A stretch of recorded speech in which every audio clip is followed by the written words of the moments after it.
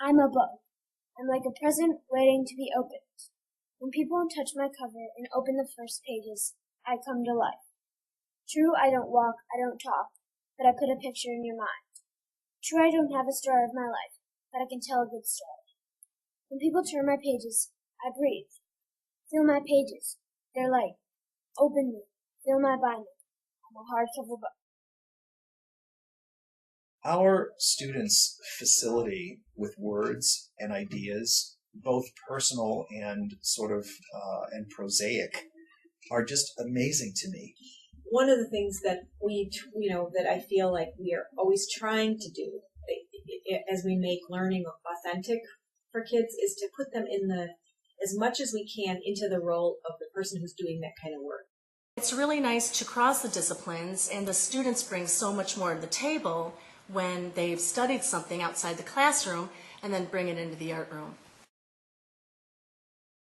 It's an interesting question. It came from a meeting we had with middle school parents where we were talking about, how the one-to-one program was working, and it kind of segued into a conversation generally about technology in school.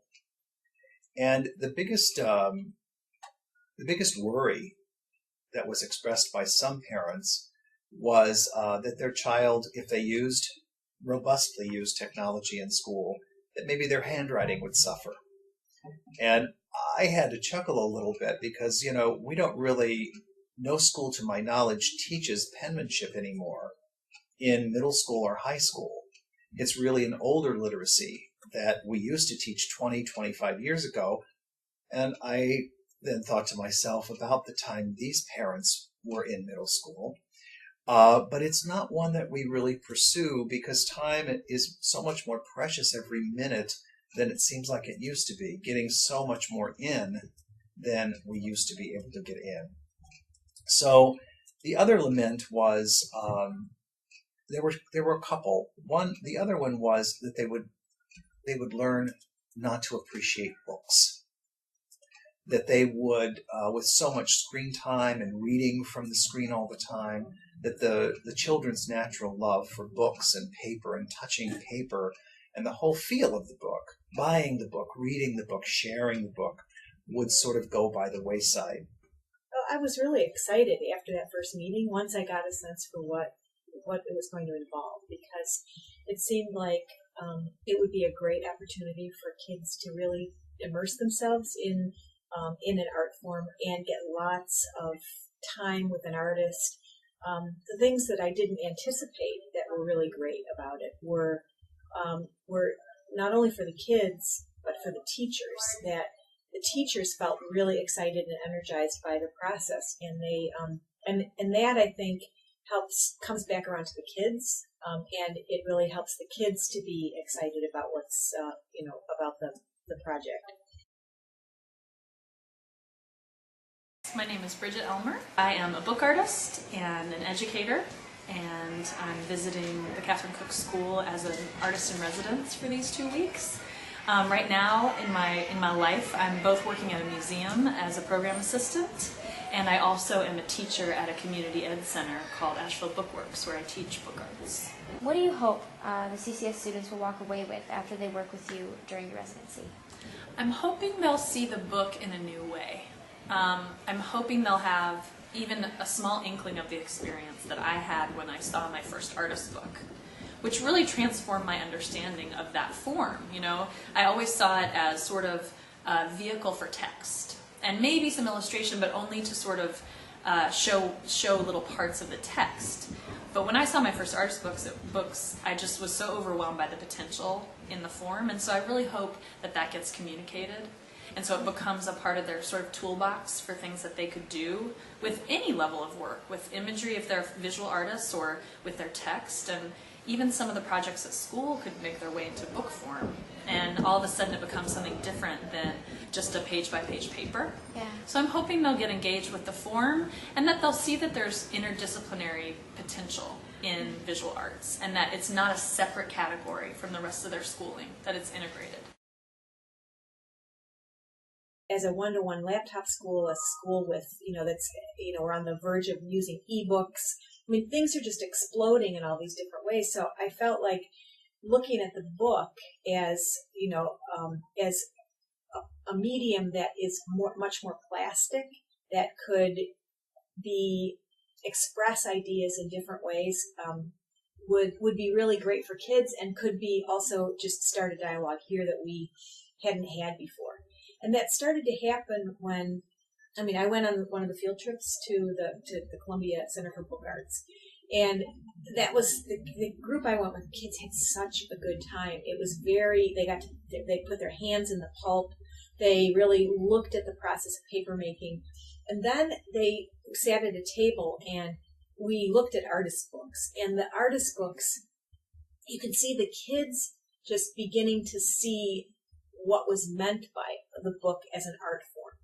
It was still giving information, but it was information that was not necessarily linear, and it elevated the message in a different way because of the relationship between the art and the words. So let's talk about what you're going to be doing here at CCS. What kinds of activities will you be doing with the fifth graders? We are about 4 days in so far, and we're doing 3 different book structures. So the first one is a one-page book, which I actually have an example of a blank version of that right here. So that is a single page that gets cut and folded so that it becomes a traditional sort of codex book form. So they're making those books right now, and what they're doing is I've asked them, if for someone who's new to Chicago, what would be the 6 things, if they had to choose 6 things, that you absolutely had to see? Because we had 6 pages to fill. So they did what's called a mind map on the inside and mapped out all those places in kind of their own individualized ways. And then on the pages they're explaining why they made those choices. When they come in this afternoon, we'll be actually coloring in the books that they've been sketching out. I made copies on the copier, so they'll have 5 copies of their book, and they can color each one differently. So it's a variable edition.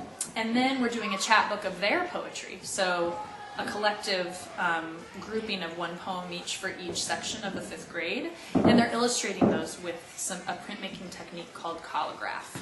And they're getting to the feeling of the piece with 1 color and 1 print. So it's going to be challenging, but I think a really great way for them to tap into their own writing in a bit of a distance, more visual way. Right. And then at our final event, which we're having on next Friday, they'll be reading, a few of them will read from their chapbooks of poetry.